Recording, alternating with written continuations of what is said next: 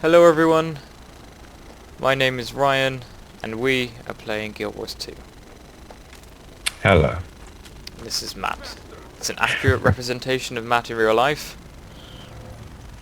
as is this Slash wave, yes, slash there we wave. go.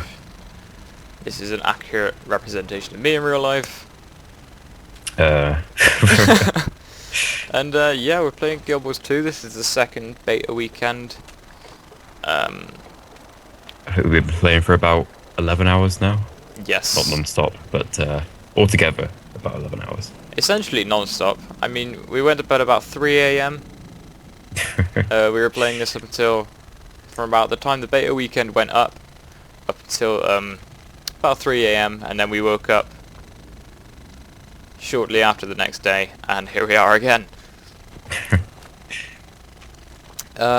This game, in my opinion, is not a lot like Guild Wars 1. It feels a lot more like a completely new game altogether, which is amazing. This jar needs to go away because I hate jars. Get out of here. The way I see it is, Guild Wars 1 was just a traditional MMO where you stand still and just tap 1, 2, 3 until the enemy dies. But this one, it feels more like a full single-player RPG, just in a MMO world. Yeah. So you got quests to do. You got a huge map which you can get 100% like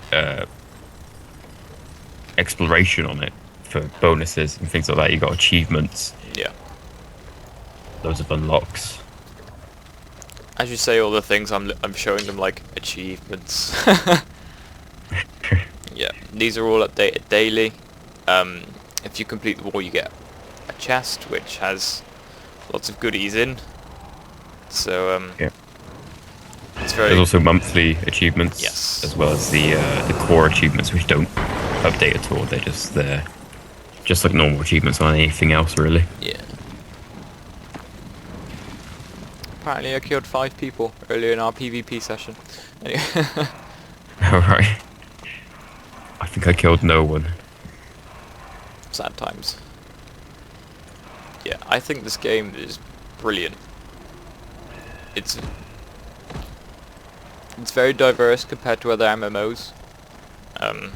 With the means that you have to constantly move around, even while you're in combat. And as Matt's showing, the roll system, you need to evade. You've got a little orange bar above your health, Yeah. which is your energy. So if that runs out, then you can't evade.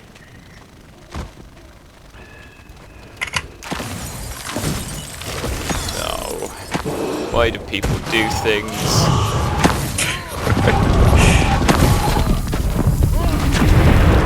Interrupting my I suppose we should show some combat then. Yes. That seemed a bit unnecessary for one, but There's some Doriaks over there. Notice that we're quite high at the moment. We can jump on this one. yes. You could Jumping. do, of course, if you jump too high or off something too high, then you're gonna take damage like this. So, ow. I love what we did at the same time. Also notice that every character has a healing spell. This is in 6. I have one as well. Ryan has one. He's an elementalist, and I'm a warrior. Yes. Everyone has one, which has a different little effect as well. Like mine grants regeneration, as well as healing me once. Ryan just summoned an imp. I've got over him here. And they're all to There he do is. with if I show you here, these slot skills. Essentially, 6 is always going to be your healing one. And then you have these utilities, which obviously you unlock at future levels. If you buy 5 of these, you unlock this row. You buy 5 of these, and you unlock these elite ones here. And this one you get for your 0, which is all to do with what you get at level 30. However, me and Matt probably won't be delving into that too much in this beta, because, to be honest, we probably won't get that far. And also, the first 5 skills are all determined by your combination of weapons. Yes. So Ryan's got a staff, so all of his 5 are already determined. Yes. but I've got 2 swords, which, if I was to change one of these swords for a mace or an offhand something, my skills would actually change, and I'd have to unlock them by fighting. Yes. And also as a mage, I can change the sort of attribute, so I can change the water if I feel, and this is more so for healing your allies. Refreshing. Lightning, which again allows you to sort of chain between enemies. Matt's going to sleep in the snow. And then of course Earth, which is earthquakes and such like that. I still haven't really looked into these emotes yet. There isn't a dance one that I can see. No. Maybe they just haven't put it in yet. But it doesn't come up unknown commands, so surely someday. Cheer, whoa. There's a big pine soul over there. I think it's asking to be killed. Let's do it.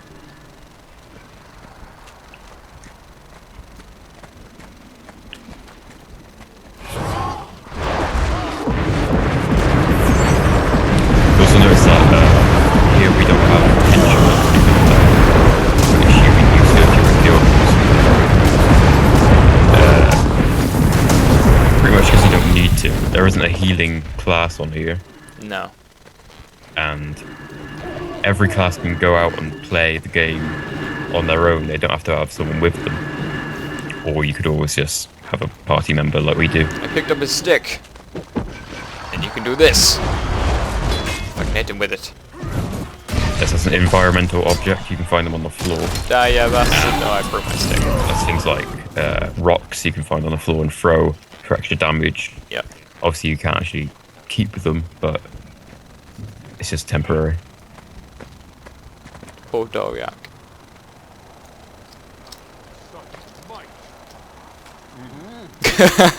Simultaneously. Brilliant. Why are you staring at his ass? Well, It looks like I'm trying to milk him. That guy's just getting destroyed. I feel like I should help him. Oh, that was just rude. we also have to mention that we're Norn. Yes. In this beta there's 5 levels. This one's Char, and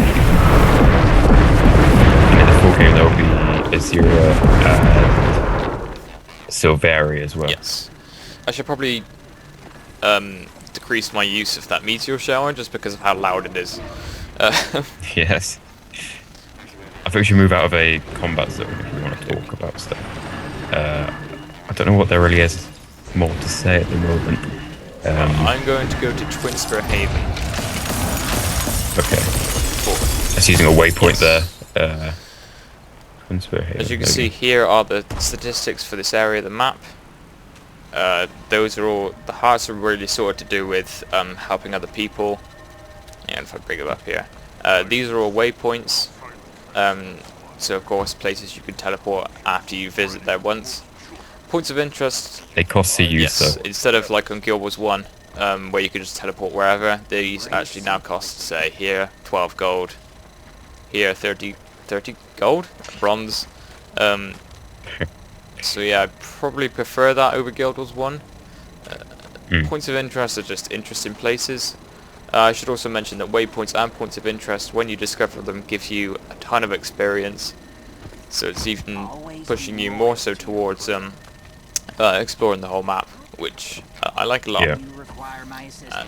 And also when you get all the tasks, point of interests, and waypoints as well as skill points in the map, you get a bonus, which you got. Yes. I haven't got that yet. I essentially got like 10, 20 silver from it. It was crazy. And then of course skill points. You get skill points for leveling up. Every time you level up you get a skill point, but these also like these little challenges on the map where you either have to clear a whole load of enemies just to get to the skill point, or sort of like you activate the skill point and then you fight a boss. And then you're awarded with skill points. Very interesting, very cool. We haven't scripted this, so we're just kind of listing off what we Yes. can remember. You might notice I've got a little 10 next to my name, if you look at that. A little 10 with a green arrow. I'm actually level 12, but I'm being leveled down in this area so that I'm not overpowered for the other monsters. Yeah.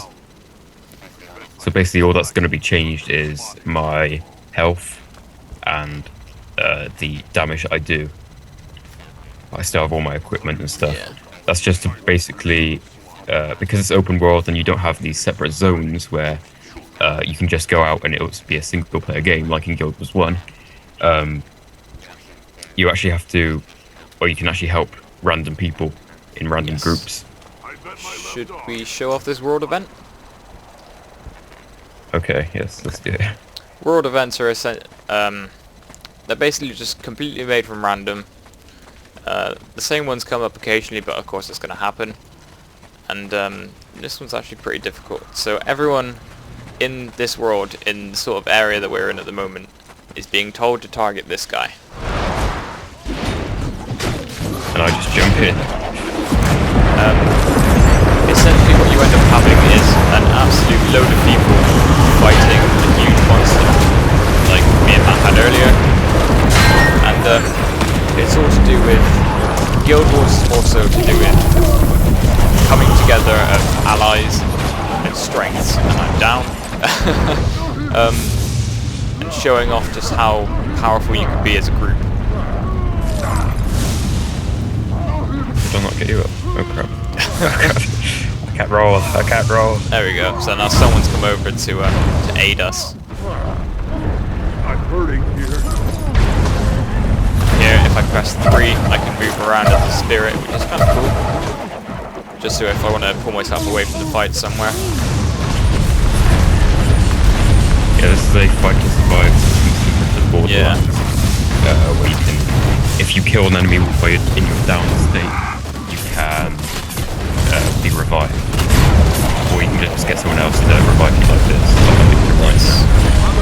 Then that bar goes up, and when that's full, you get back up. Thank you very much. Oh, this guy's pretty strong. I wasn't expecting that. And now I'm dead. So now I'm not in the down state, I'm actually dead. So it takes longer time to get me up. Or I can just wait. Which I might as well do. No! Nearby. I'm reducing your damage. Are you gonna get me out? It's not letting me. Okay, you're going tattoo anyway. I'll just go.